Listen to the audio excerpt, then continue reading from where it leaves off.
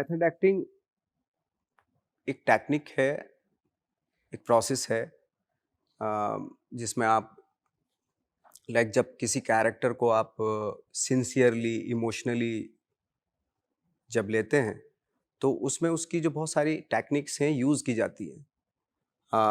Of course method acting स्टेनिस्लॉवस्की से आई और वो उसके बाद बहुत सारे लोगों ने अपनी-अपनी टेक्निक्स एक्टिंग के ऊपर अपनी-अपनी टेक्निक्स बताई। उनके बारे में जानकारियाँ दी, उनके थ्रू एक्टर्स को प्रिपेयर करवाया। हम लोगों ने चूँकि स्टेनिस्लॉवस्की के बारे में पढ़ा है, उनकी उनकी जो मेथड एक्टिंग पे काम किया है और स्पेशली जैसे एक वैलेंटाइन तेपलेकोव जो डायरेक्टर थे हमारे, जो थर्ड ईयर में हमारे यहाँ आए थे, रशिया से आए थे मॉस्को से। चूँकि स्टेनिस्लॉवस्की भी रशिया से रशियन थे, तो वो उनकी टेक्निक लेके आए थे, उनकी टेक्निक से हमने एक प्ले तैयार किया था। मतलब मेथड एक्टिंग के पे बेस हमने तैयार किया था वो कैरेक्टर। तो वही टेक्निक है कि जब आप कोई भी रोल कर रहे हो तो आपके खुद से बहुत सारे सवाल खड़े हो जाते हैं कि भई आप कौन हो? कहाँ हो? वो 5 डब्ल्यूज़ होते हैं। तो जब आप ये रोल कर रहे हैं तो मैजिक इफ़ेक्ट होता है कि अगर मैं ये होता, अगर मेरे सामने इस तरह की सिचुएशंस होती तो मैं कैसे रिएक्ट करता? कैरेक्टर की स्किन में जाना तो इट मीन्स कि आप किसी कैरेक्टर को सिंसियरली ले रहे हैं और ऑफ कोर्स हेल्प करती हैं ये सारी चीज़ें कि ये नहीं कह सकते कि अरे जैसे हमारे यहाँ तो बोला जाता है कि अच्छा मेथड एक्टर है। मेथड एक्टर बहुत ज़रूरी है कैरेक्टर क्रिएट करने के लिए, कैरेक्टर बिल्डअप करने के लिए बहुत ज़रूरी होती है मेथड एक्टिंग या इस तरह की टेक्निक्स बहुत ज़रूरी होती है। एक प्रोसेस होती है, एक प्रैक्टिस होती है, तो बहुत ज़रूरी होती है ये। तो बहुत सारी जैसे मेरे साथ एक्सपीरियंस है, बहुत सारी फ़िल्में ऐसी होती हैं जिसमें उन उन टेक्निक्स की ज़रूरत नहीं होती। अ, बहुत ही स्पॉन्टेनियसली काम होता है और बहुत ही वहीं जाके सेट पे जो डायरेक्टर बताता है उस तरीके से काम किया जाता है। उसमें आप मेथड की जो प्रोसेस है वो यूज़ नहीं कर सकते। जैसे मैंने कैरेक्टर किया था रमन राघव और यमंटो। ये कैरेक्टर ऐसे थे कि जिनमें वाक़ई उस प्रोसेस की ज़रूरत थी। वो आपको एक सिंसियरली और सीरियसली उस कैरेक्टर को निभाना है जो आप नहीं हो। जब भी आप अपने से अलग हट के कोई दूसरा आदमी क्रिएट करना चाहते हैं तो डेफ़िनिटली आपको उस प्रोसेस की ज़रूरत पड़ती है। मेथड एक्टिंग की ज़रूरत पड़ती है। उसमें टेक्निक्स हैं, प्रोसेस है कि जब मैंने रमन राघव किया था तो मैं चला गया था, बाहर चला गया था और 2-3 दिन तक सिर्फ़ खाली उस कैरेक्टर के बारे में सोचता रहा कि मेरे जैसा 5 फुट 6 इंच का आदमी और मेरे से कोई डर कैसे जाएगा? उस चीज़ के बारे में मैं सोच रहा था। तो क्या चीज़ होनी चाहिए कि लोगों को अगर मैं सड़क पे चला भी जाऊँ, तो लोगों को सामने से आते हुए आदमी को डर लग जाए मेरे से। तो ये मैंने प्रैक्टिकल करके देखा था। मैं बाहर था, आउट ऑफ बॉम्बे था, तो मैं सड़क पे चल रहा था तो पूरा लेके चल रहा था मैं वो सारी चीज़ें। तो मैंने ये एक्सपेरिमेंट के तौर पे किया था। एक्टर जो होते हैं एक्सपेरिमेंट करते रहते हैं अपने साथ। तो डेफ़िनिटली जो सामने से आने वाला आदमी थोड़ा-सा छटक गया था कि ये कुछ अजीब-सा देख रहा है। उसको ये एहसास हुआ था। तो और हालाँकि उसके बाद मेरी बहुत हालत भी ख़राब हुई कि मैं हॉस्पिटलाइज़्ड भी हो गया। क्योंकि बहुत कहते हैं ना कि जब आप किसी कैरेक्टर से कुछ लेते हो तो वो भी आपकी लाइफ़ से बहुत कुछ लेके जाता है। अल्टीमेटली फाइनली जो है एक्टर एम्प्टी हो जाता है। तो इ इन टेक्निक्स में यही बताया जाता है जब आप किसी रोल को ख़त्म कर देते हो तो ख़त्म हो जाता है कोई रोल आपका शूटिंग ख़त्म हो जाती है। जो रोल आपने किया था वो उसके कुछ अंश रह जाते हैं तो उसको पूरी तरीके से ख़त्म करना बहुत ज़रूरी होता है ताकि आप नए रोल को नए तरीके से नए टेक्निक से स्टार्ट कर सकें। यानी कि ज़ीरो से स्टार्ट कर सकें। वो ज़ीरो से स्टार्ट तभी हो सकता है जब आप पहले वाले रोल को बिल्कुल ख़त्म कर दें। तो डेफ़िनिटली ये जो प्रोसेस होती हैं एक्टिंग की या जो टेक्निक्स होती हैं वर्क करती हैं। अ, अगर आप सीरियसली आप किसी कैरेक्टर को ले रहे हैं या एक पर्सनैलिटी गढ़ रहे हैं।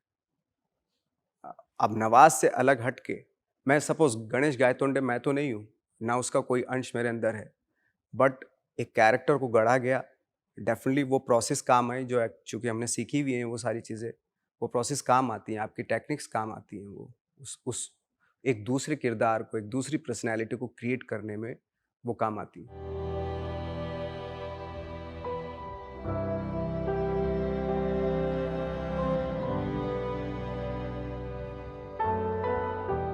सी 5 डब्ल्यूज़ जो है वो बहुत ही सिंपल सा है। जब भी आप कोई सीन कर रहे हो, तो उससे पहले अपने से आप ये 5 सवाल करें।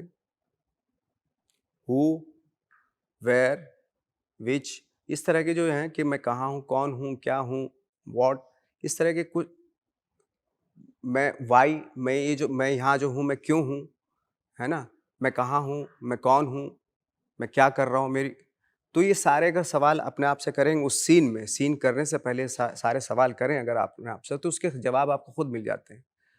तो हम लोगों को जैसे सिखाया गया जब हम नेशनल स्कूल ऑफ ड्रामा में थे, तो कोई भी सीन करने से पहले सिर्फ़ ये 4-5 सवाल जो है अपने से हम लोग करते थे, 5 डब्ल्यूज़ ये करते थे। तो इसमें आपको रीज़न, लॉजिक्स ये सारे मिलते हैं कि आप क्यों कर रहे हो किसी सीन को।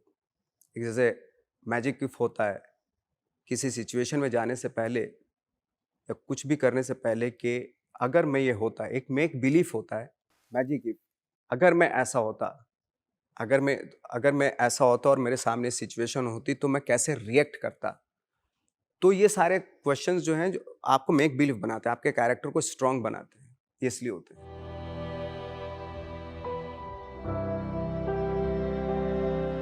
सी उसके लिए ऑफ कोर्स टेक्निक्स जानना, उसकी टेक्निक्स जानना बहुत ज़रूरी होता है और उसके लिए वाक़ई जिसको इसके बारे में दक्षता है, जो इसके बारे में बहुत अच्छे से जानता है, उन्हीं से ही इनकी टिप्स लेनी चाहिए, वरना आप अर्थ का अनर्थ हो जाता है, यू नो गलत ट्रैक पे जा सकते हैं। फॉर एग्ज़ाम्पल जैसे मूड होता है। मूड को बहुत सारे लोग जो है ना गलत तरीके से ले लेते हैं। मूड का मतलब ये नहीं कि आप बिल्कुल मूड में आ जाओ और आपको कुछ दिखाई नहीं दे रहा है और आपने किसी को चाकू मारना है और आपने चूँकि आप मूड में और आपने सचमुच मार दिया। At the same time mood में आने से पहले आपको अवेयर रहना चाहिए कि आप ये रोल कर रहे हो। एक थर्ड आई होती है। थर्ड आई से अपने आप को आप ऑब्ज़र्व भी कर रहे हो at the same time. It is not mean कि भाई आप मूड में आ जाओ। मूड में पता चला बंदा ऐसा आ गया कि कुछ भी कर दिया उसने। तो जैसे मेथड एक्टिंग में एक होता है कि थर्ड आई होती है। तो उससे आपको ये ध्यान में रखना पड़ता है वो हमेशा कि अवेयरनेस के आस-पास मेरे क्या-क्या चीज़ें हैं। मैं एक एग्ज़ाम्पल बताता हूँ, जब हम एक फ़िल्म कर रहे थे तो उसमें एक एक्टर था, वो मूड में आ गया था और ऐसी जगह पे हमारी शूटिंग, आउटडोर में हमारी शूटिंग हो रही थी। तो और वो 15 दिन से ऐसे ही था बिल्कुल, अपने सेम कॉस्ट्यूम में और बाल भी उसने बढ़ा रखे, तो ना तो नहाया वो काफ़ी टाइम से, ऐसे ही बस हर वक़्त उसी रोल में रहता था। तो जब वो हम लोग शूट पे गए, तो एक सीन था जहाँ पे उसको चलना था, 2-3 डायलॉग बोल के चलना था आगे और वो तो पूरा मूड में था। अब जैसे ही एक्शन हुआ, 2-3 लाइन्स उसने बोली, उसके बाद जो चला वो तो गड्ढा था वहाँ पे आगे, तो गड्ढे में गिर गया वो। तो हम लोगों ने उसको उठाया, अरे गड्ढे में गिर गया है, क्योंकि वो मूड में था। उसको मूड का मतलब ये नहीं कि आप सारे आपके आसपास के चीज़ें सब भूल जाओ। हो सकता है आपकी मदर खड़ी हो सामने जो कैरेक्टर कर रही हो, मदर हो, फादर हो, आपका ब्रदर हो, है ना? उनका मालूम होना चाहिए कि मेरी मदर है या फादर। मूड में आ गए तो पता ही नहीं चलता कौन क्या खड़ा है और आप एक जैसा ही करते जा रहे हैं सबके साथ सामने, क्योंकि आप तो मूड में हो। अवेयरनेस होना बहुत ज़रूरी है, क्या-क्या प्रॉपर्टीज़ मेरे पास हैं, ये चेयर है, ये वुडन की बनी है, यहाँ पे ये कपड़े का वो लगा हुआ है, स्पंज लगा हुआ है, ये सारी चीज़ें मुझे मालूम होनी चाहिए। जब जब मैं कोई रोल कर रहा हूँ तो मुझे कलर तक मालूम होना चाहिए इसका, कि ये ब्लू कलर का है, ये पीछे इस तरह की चीज़ें हैं, ये आर्किटेक्चर ऐसा है, ये सारी चीज़ें आइडिया होना चाहिए। जहाँ आप खड़े हो उन सब चीज़ों का, जैसे हम रियल लाइफ़ में हम अवेयर होते हैं हर चीज़ को लेके, ऐसे ही एक्टर को भी अवेयर रहना चाहिए। मूड प्ले करेंगे तो अनर्थ हो जाता है। जो बहुत लोग बोलते हैं ना कि मैं 15 दिन से मूड में था, मूड में चला गया था मैं उस, तो वो बहुत डेंजरस होता है एक्चुअली। उसमें नहीं रहना, अवेयर रहना चाहिए।